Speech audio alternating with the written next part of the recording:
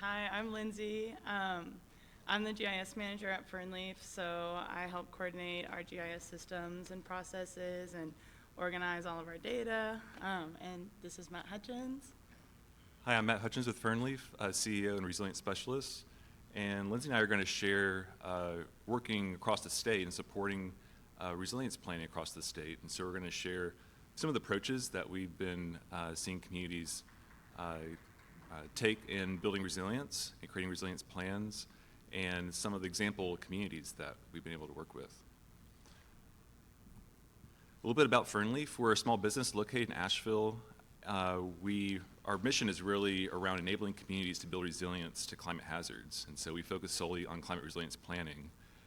We provide support solutions for assessment and strategy development and tools, and we'll share a little bit about how those have supported communities in different ways.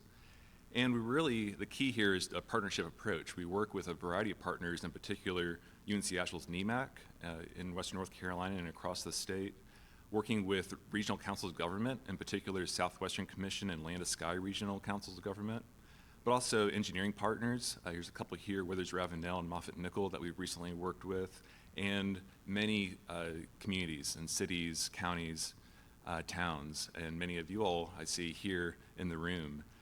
So we'll be touching on a few example projects and examples that communities have been using to build resilience in their communities.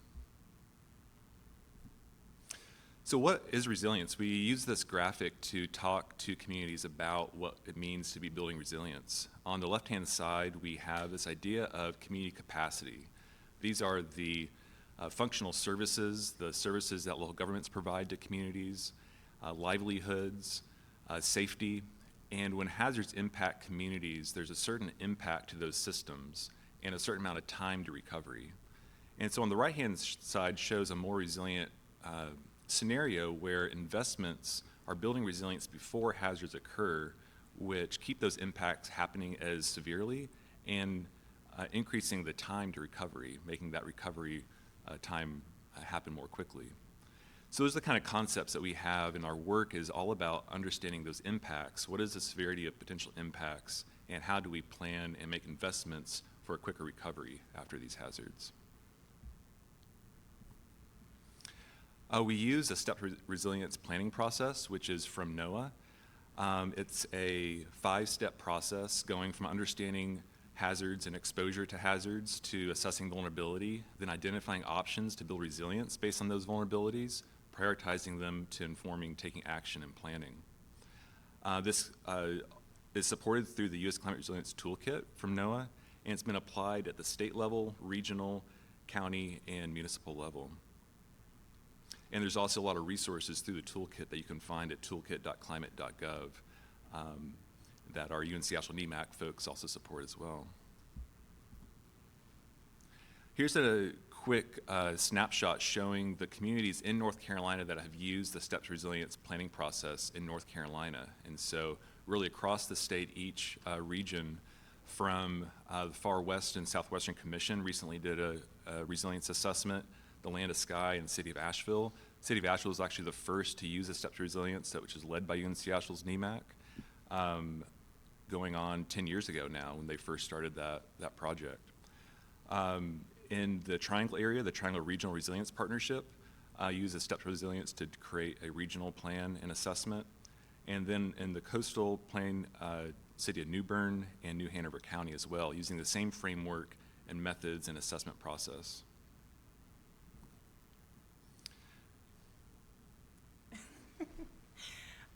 So when we do this work, we tend to break out our assessments into modules that consist of community assets and hazards.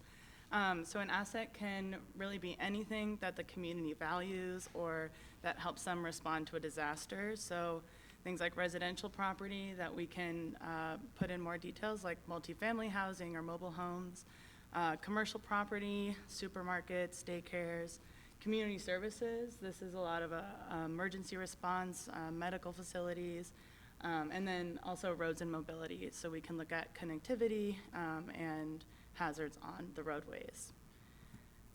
Hazards, we typically look at current and future flooding, landslides, extreme heat, and wildfire in North Carolina. And it's really, a hazard is really anything that can cause damage, injury, illness, or death to community members or structures. We also include non-climate stressors, so things like population growth, commute time, affordable housing, or changing energy scenarios. So we use a wide range of data sets in these assessments. Here are some examples. So FEMA, that's in a lot of our assessments. We use that as the regulatory floodplain data. We've also recently used the North Carolina Emergency Management Advisory Flood data set, as well as storm surge from NOAA, tidal flooding, high tide flooding also from NOAA's Office of Coastal Management, and sea level rise, also from NOAA.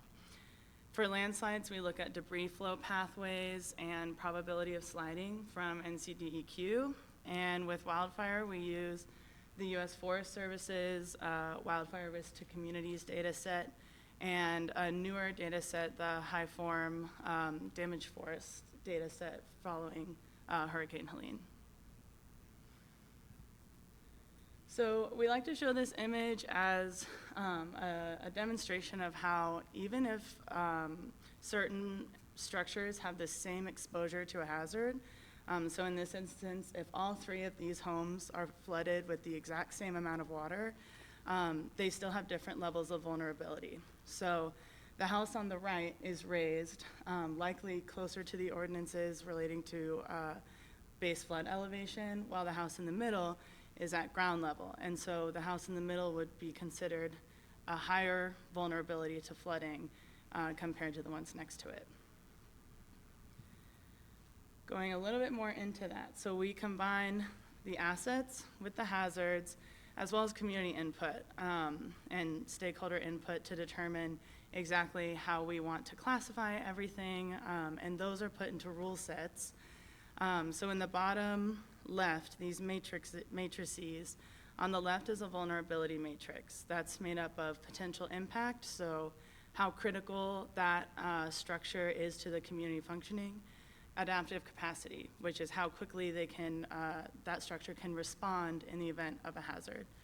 And then the risk matrix is risk probability, so how likely is this event to occur, and risk consequence, how impactful will that event be. All of that gets combined to show vulnerability and risk, which is that red map in the bottom at the parcel level.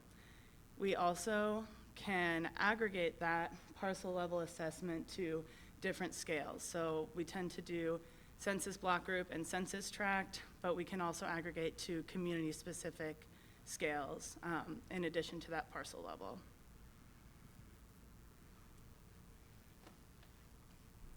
So part of the tool that we've developed is called ExcelAdapt that enables and makes these assessments interactive for communities, in particular for planning staff and local government staff to use their assessments. Creates a transparent way for using and understanding the drivers and factors of vulnerability and risk. There also provides the ability to provide regular updates with this information.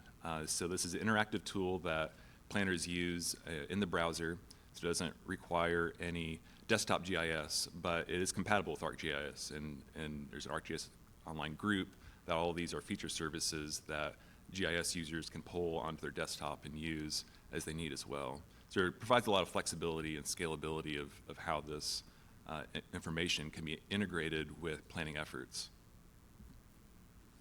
A couple examples here.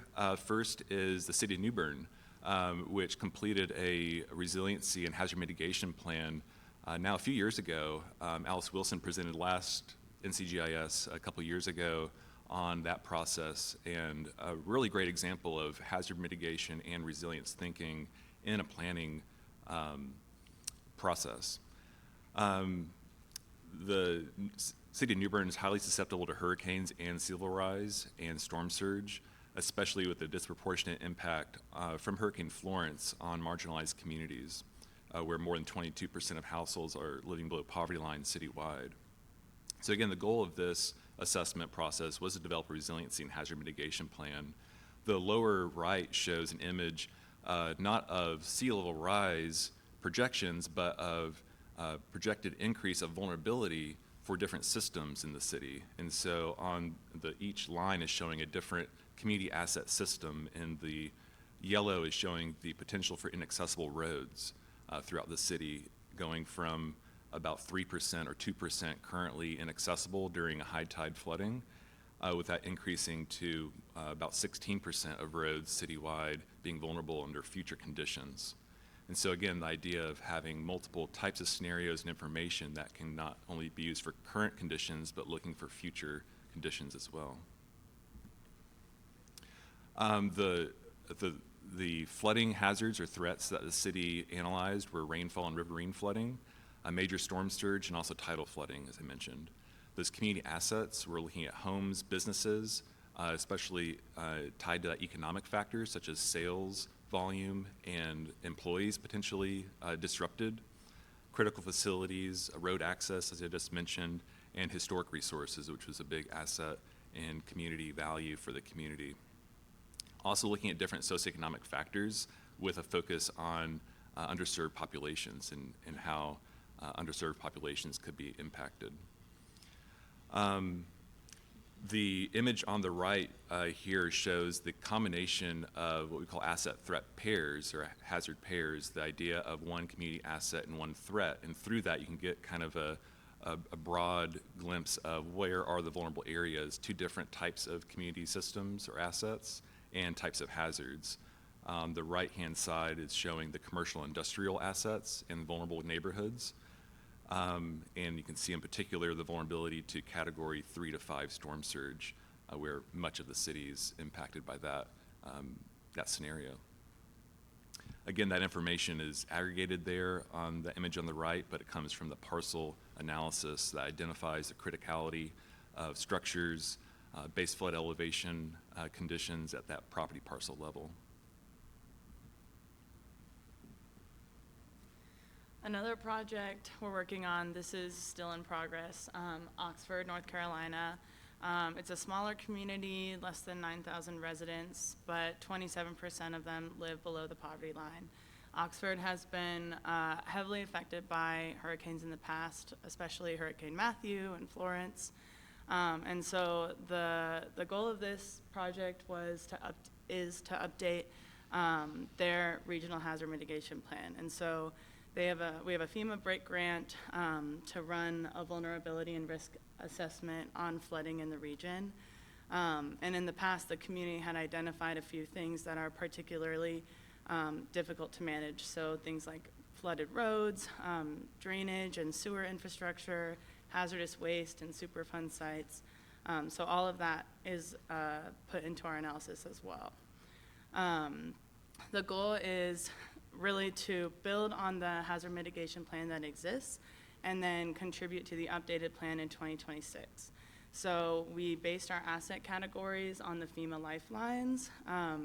This map, the upper map, is showing one of those asset categories. That's their transportation assets. And then looking at FEMA, regulatory floodplain and pluvial flooding, we've done an initial run of this assessment, and you can see that aggregated assessment result at the bottom in the red map. We also are working with some public engagement and some community action teams, so supporting the community in giving their feedback and input into the assessment as well. And the last example is the Land of Sky Regional Council. And so Land of Sky developed a regional resilience assessment a few years ago that we've been maintaining and now updating post-Helene. It's a 5-county assessment, including Buncombe, Henderson, Madison, Haywood, and Transylvania counties. Of the 3 primary hazards of focus are flooding, wildfire, and landslides. And community assets of focus are residential, commercial, industrial, government, and combined critical facilities, and also natural and agricultural assets. Part of the intent and goal of this is to develop a resilience resource that all the jurisdictions, 26 jurisdictions within the 5-county area can use and integrate into their comprehensive planning processes, into their stormwater management, floodplain management strategies. So that's 26 incorporated jurisdictions, not including the unincorporated communities, obviously throughout those counties. Here's one example of commercial properties and flooding. So this was the assessment pre-Helene, looking at 15% of the commercial properties in the region that are highly vulnerable to flooding. And this assessment took into account up to the 500-year flood extent, or the 0.2% annual chance. The assessment identified, and these are showing census tracts throughout the 5-county area, with Buncombe County kind of there in the middle, Haywood County there on the west side, that certain commercial corridors in the region are especially vulnerable to flooding, and in particular, the Biltmore Village and downtown Waynesville account for more than a quarter of all the region's vulnerable commercial property. And so these kind of concentrated areas and pockets of vulnerability. Looking post-Helene and where we are incorporating some new information that has been available, here's a couple resources that we're now integrating. One is North Carolina Emergency Management Flood Advisory Data Set, which is not a post-Helene product, but we're finding it provides a lot of valuable information. This on the left-hand side is showing the floodplains, and this is looking at the town or the community of Swananoa, where the darker blue is the regulatory flood extent, so the 100-year FEMA extent, and the lighter blue is showing the flood advisory data set for the 0.1% annual chance, also known as the 1,000-year flood extent. So the Atlantic Sky Regional Council is incorporating that in the planning and in the assessment, looking up to the 1,000-year event threshold. On the right-hand side, one other thing about the flood advisory data set we're finding is the value of having other thresholds that, again, are supplementing the regulatory products. So in addition to the 1,000-year, they have thresholds such as the 25% annual chance or 20% annual chance. And so being able to look at multiple thresholds for different planning purposes is proving to be really helpful. On the right-hand side is showing a product from the U.S. Forest Service and the HighForm product at the Southern Research Station that they produced. This is showing an image. This is in North Buncombe County, showing a snapshot of area. This is just outside of Barnardsville. And in the pink and red are showing areas with high forest damage from wind and tree blowdowns. And so this is using satellite imagery there at the end of September, early October, to monitor the vegetation change that happened with the wind events. So that's another data set that the project is incorporating to be looking at increased wildfire risk. And so combining this information with understanding of the baseline wildfire risk, which is kind of the new emerging hazard for the region that is kind of undergoing this month, especially as wildfire season is upon us.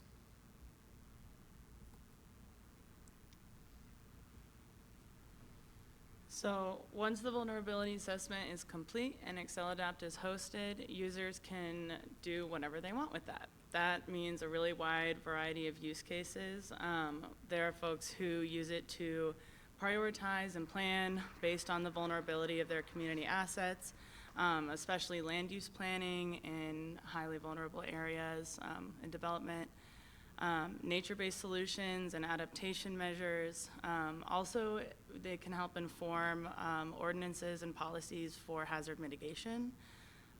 ExcelAdapt is also a great tool for coordinating across departments because everybody's looking at the same thing and you can interact with it however you need based on your department. Capital improvement planning, prioritization of projects, and also communicating project benefits to stakeholders, so saying, how will this help my community? The most common use case is grant applications. So many folks have been able to use ExcelAdapt to basically prove the hazards that they're facing, show why an area should be prioritized and funded for a project. And so these images, the top is an image from ExcelAdapt of a project site. And that before and after is an example of a project that was implemented using ExcelAdapt, the ExcelAdapt platform, where before there was flooding and after using the information on ExcelAdapt to decide that that was a priority project, they were able to improve that roadway and make it more accessible. So to close out, a little bit about kind of what's next on the horizon for the communities that we're working with. We are looking at, as a company, areas of innovation and how we enable technology to support a few key areas. One is in resilient solution development and what we're calling impact monitoring. This is the idea of having performance metrics tied to investments. And so using the information and providing regular updates to monitor and track how is vulnerability reduction taking place based on certain investments. Second is community-centered engagement, and this is something that is really happening in a pretty big way in the Asheville area and in Western North Carolina, based on the need for resilience and recovery efforts, but looking at how meaningful engagement can take place using this information and it being community-centered engagement. The third area is around supporting grants and supporting communities getting grants, using the tool for grant writing and justifying project needs. Another initiative is the Climate Smart Communities Initiative, and so this is a national program that is providing grants, and it's an interesting grant program in that it requires 3 organizations to be involved. One, a practitioner, a climate service practitioner. Second is a community-based organization, and third is a local government partner. Part of that intent is to support community-centered engagement and approaches, but they're now entering in the second year of their grant cycle. So something to have on your radar. The second year grants are actually due tomorrow, so if it's not on your radar, maybe a little bit late for this year, but look for it next year. Another area is transportation-focused planning. So using this type of information in transportation improvement plans. And then last, as I already kind of mentioned, post-Helene and community-driven resilience and recovery.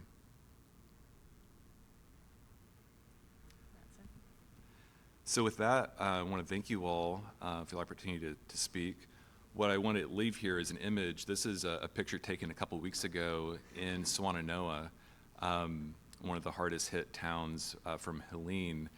What this image is showing is a celebration and a key milestone in Swannanoa's resilience journey. This was a celebration for the opening of the Whitson Avenue Bridge, which was washed out on the Swannanoa River.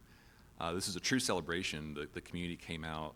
It was a big milestone for reconnecting the Grovemont area, which was devastated by landslides and flooding, to the main Highway 70 corridor.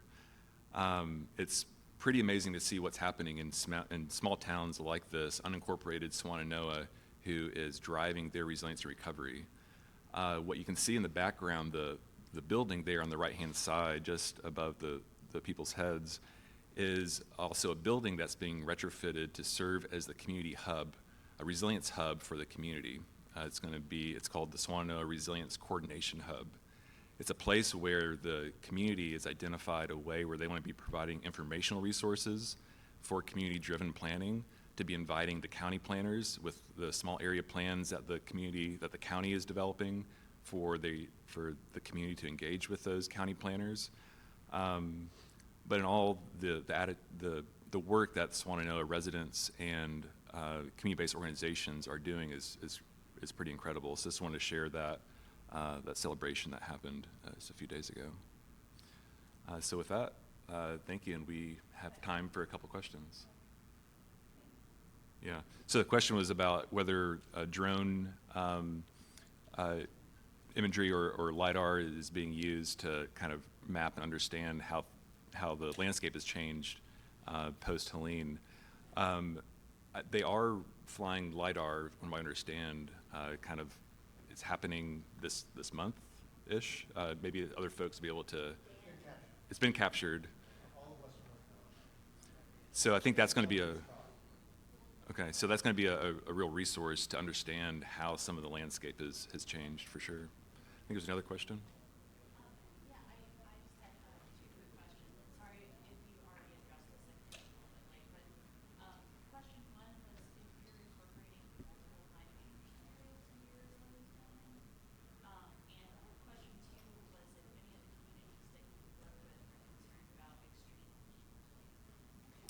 Yeah, so a question about multiple climate change scenarios, or sea level rise, or you're thinking? Yeah, like multiple climate change scenarios. Yeah, we typically do look at multiple scenarios, and that image showing that curve of vulnerability increasing was based on multiple thresholds and scenarios, kind of going from a current to multiple future conditions. We usually look at 2 future conditions, kind of a 20 or 30 year, and then a 40 or 50 year kind of outlook. The second question again? Extreme heat. Oh, extreme heat. Yeah, extreme heat is actually one of the default assessments that we provide communities looking at different landscape conditions. I don't know if you want to share anything. Yeah, so we typically look at the land cover data, so tree canopy cover, and then impervious surfaces, and then we sometimes add a few other elements, but it's usually based off of those 2 primarily. And yeah, like Matt said, that's typically included in the assessments.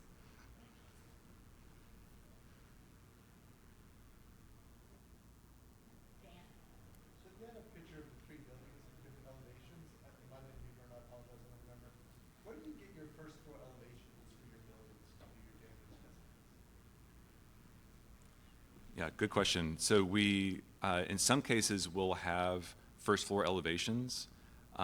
If that has been LiDAR derived, that hasn't been very available within North Carolina. Within the state of Florida, we often have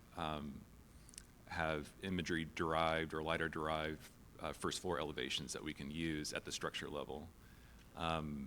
For a lot of our work where that's not available, we use proxies for estimating, and we usually use the year built or construction year of the building, and then compare that with the flood ordinance in place at the time that structure was built to have an approximate estimate of whether the building was elevated or not.